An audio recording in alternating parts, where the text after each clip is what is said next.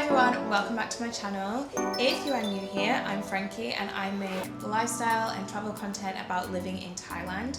If you're a new subscriber, thank you for subscribing. I hope you're enjoying the videos so far and I hope you're finding them valuable and entertaining as well. In my previous videos, I talked about why teaching is still a great option for moving and living and working in Thailand, and also some important things to consider before you move to Thailand if you plan on working as a teacher in Thailand. So if that all sounds interesting to you, please stick around and let's get into it. So you've decided you want to teach in Thailand. Great, but where do you start? There are so many options to teach in Thailand, from online teaching, language centers, international schools, and public schools. It can be quite overwhelming with all the different information and different types of school. In this video, I'm going to break down the 4 main types of teaching jobs that are available here in Thailand. Teaching online, teaching in language centers, teaching in public schools, teaching in international schools. I'll give you a little insight into what to expect and how it could fit into your lifestyle. And since I've worked in all 4, I'll be able to give you a little bit of my personal experience as well. So I've lived in Thailand for over 10 years and I've had the chance to experience teaching in different settings. So whether you're looking for something stable or something that gives you a work-life balance or something that's good for personal development, there is a job for you, there's options for you. Maybe you're looking for all of those things in one dream job, that would be great. So let's start with public schools. Public schools or Thai schools or local schools are probably the most common type of job that's available to foreigners here in Thailand. You can get a job in a public school teaching English with a TEFL certificate and a degree. And this option is quite accessible to less experienced teachers as well. It's a great option if you're looking for something stable and a way to introduce you to teaching in Thailand. It's a great place to start. Public schools usually run Monday to Friday, 8 a.m. till 4 p.m. and they have plenty of holidays too. What are some of the downsides of working in a public school? So although this is a great way to start your teaching journey in Thailand, and maybe this is the perfect kind of job for you, but some of the downsides are that the class sizes can be quite large. You might have classes of up to 50 students in one class, and the resources may be limited, so it might not look like the classrooms that you're used to. It could even be just the classroom, bare walls, tables and chairs for the children, and you might get like a little bag of a few pencils and erasers and one whiteboard pen. So just be aware that resources may be limited in this kind of setting. Depending on the type of school, some public schools have a lot of resources as well. So it's definitely something to ask about when you have your interview. When I first came to Thailand, I worked in a Thai school teaching English and health studies as part of an English program. And it was a bit of a shock to the system, I'm not gonna lie. It was a really great experience, but I had never taught before. I only had my TEFL certificate and it was a big change for me. I have many stories to tell from that time in my life. So if you're interested in those stories, there's a little story time, let me know in the comments below. But I survived and it was definitely an eye-opening and enriching experience and a great way to get me introduced into what it's like to be a teacher in Thailand. Next, I want to talk about working in international schools. If you have the right qualifications, such as a PGCE or teaching license from your own country, and your country is a native English-speaking country, then you have the opportunity to work in an international school where the teaching salaries are much higher. The pay can range from 80,000 baht in smaller international schools to over 150,000 baht in the more prestigious international schools, depending on your experience and qualifications as well. Plus benefits such as health insurance, as mentioned, lunch, paid holidays, maternity cover, paternity grief cover, housing allowance also, and yes, lots of perks. Some schools also, as I mentioned in a previous video, also offer annual return flights, which you don't have to fly home with those flights, but you can use it to take a holiday each year. So these are really big bonuses that come from working in more like top international schools as well. So that is something to consider too. So for international schools, the competition is quite tough at times, and they do also require certified teachers.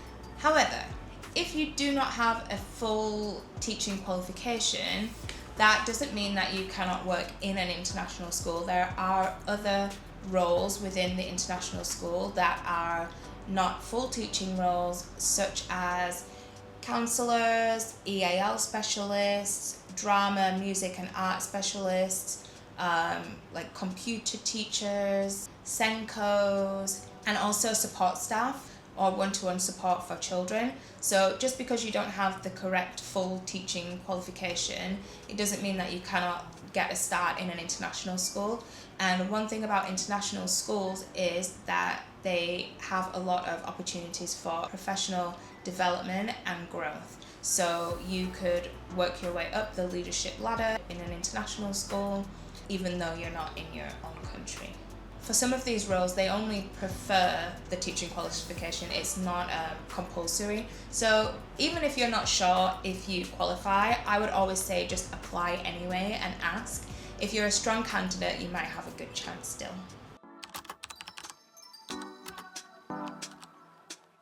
Language centres are another popular option if you are looking for flexibility, if you don't see yourself being in a classroom with children, if you don't like working with children.